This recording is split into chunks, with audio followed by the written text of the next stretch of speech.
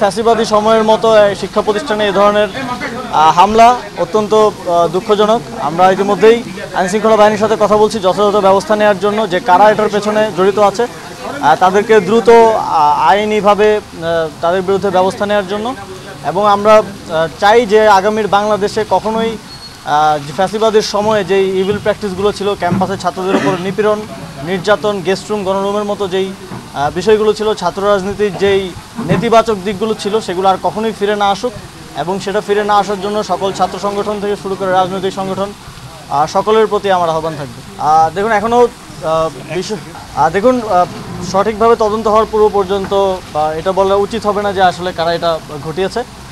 আমরা আইনশৃঙ্খলা বাহিনীর সাথে কথা বলছি এই বিষয়টি পুঙ্খানুপুঙ্খ তদন্ত করে ভিডিও ফুটেজ যা ছবি আছে সেগুলো দেখে কারা এর সাথে জড়িত, কারা অস্ত্রের মহড়া দিয়েছে, সে যেই হোক, তার পরিচয় যাই হোক, তাকে শাস্তির আওতায় আনার জন্য যথাযথ ব্যবস্থা নেওয়া হবে। Walton Washing Machine, simplifying life with hassle-free washing.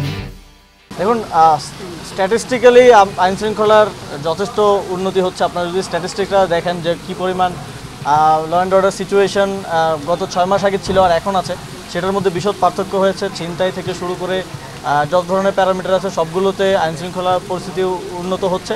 তবে যেহেতু এটা একটা ট্রানজিশনাল পিরিয়ড, আমরা একটা বিশেষ সময় পার করছি, সুতরাং এই মুহূর্তে এবং জুলাই গণঅভ্যুত্থানে পুলিশকে যেভাবে জনগণের বিরুদ্ধে দাঁড় করে দিয়ে পুলিশের মোরাল ব্রেক করা হয়েছে, তারপরে সেই পুলিশ মাঠে গিয়ে কাজ করাটা অনেক বেশি কঠিন এবং এক ধরনের চ্যালেঞ্জ।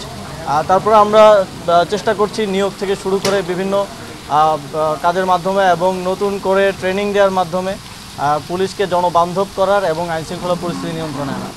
আমরা আশাবাদী চ্যাম্পিয়ন্স ট্রফিতে বাংলাদেশ ক্রিকেট দল ভালো করবে, আর বাকিটা খেলায় দেখতে পাবো কী অবস্থা হয়। আর গতকালকের একটা বিষয় একটু পরিষ্কার করতে চাই। গতকালকে ডিসিস কনফারেন্সের পরে একটা প্রেস ব্রিফিংয়ে খুব অল্প সময়ে বলার কারণে হয়তো পরিষ্কার করতে পারিনি এবং মিডিয়ায়ও শব্দ এবং ভাষা একটু ভিন্নভাবে উপস্থাপিত হয়েছে। ফ্যাসিবাদীদের কিংবা আওয়ামী লীগের বাংলাদেশে নির্বাচন করার প্রশ্নটাই এখন অবান্তর। বিচার সহ যেই বিষয়গুলো আছে সেগুলো সমাধান হওয়ার আগ পর্যন্ত। তবে আমরা পৃথিবীতে বিভিন্ন জায়গায় এরকম গণঅভ্যুত্থান কিংবা বিপ্লবের পরে নজির দেখেছি কিভাবে এই অবস্থা থেকে উত্তরণ করা যায়। সেই নজিরগুলোকে ফলো করে ট্রুথ কমিশন কিংবা এই ধরনের ব্যবস্থার মাধ্যমে কিভাবে আওয়ামী লীগের বিষয়টা সমাধান করা যায় সেটা নিয়ে সরকার কাজ করবে। আমরা দেখেছি যে শুধু নিষিদ্ধ করে একটি এরকম সংগঠনকে তার রাজনৈতিক কার্যক্রম পুরোপুরি বন্ধ করা যায় না। আওয়ামী লীগ জামাতকে নিষিদ্ধ করেছিল 2008 সালে, কিন্তু তাকে রাজনীতি করা থেকে বিরত করতে পারেনি।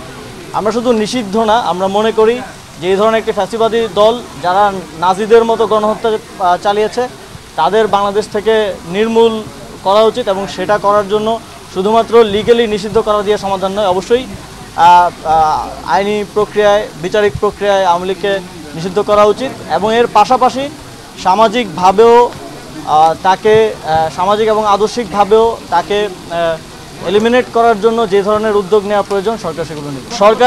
সরকারের সদিচ্ছা আছে স্থানীয় সরকার নির্বাচন আগে করার এবং স্থানীয় প্রশাসন পরিচালনার ক্ষেত্রে যথেষ্ট আপনারা দেখতে পাচ্ছেন যে স্থবিরতা আছে এবং বাংলাদেশের মানুষ তাদের যে প্রাত্যহিক সেবা সেগুলো পাচ্ছে না এবং সেগুলো নিশ্চিত করাটা এই সরকারের অন্যতম দায়িত্ব। আমরা দিন শেষে জনগণকে একটি কষ্টের মধ্য দিয়ে যেতে হচ্ছে, সেটা কোনো সরকারই চাইবে না।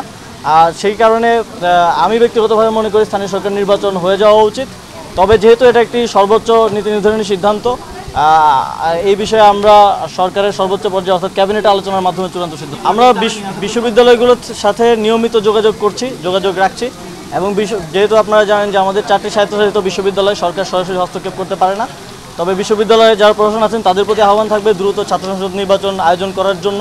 আমি বিশ্বাস করি যদি ছাত্র সংসদ থাকতো, প্রকৃত নেতৃত্ব থাকতো, তাহলে কুয়েটে যে ধরনের ঘটনা ঘটেছে এ ধরনের ঘটনা ঘটতো না এবং সামনের সময়েও এ ধরনের ঘটনা এড়িয়ে যাওয়ার জন্য ছাত্র সংসদ নির্বাচনের মাধ্যমে ছাত্রদের প্রতিনিধিদের মাধ্যমে বিশ্ববিদ্যালয় পরিচালনা করা উচিত। ধন্যবাদ।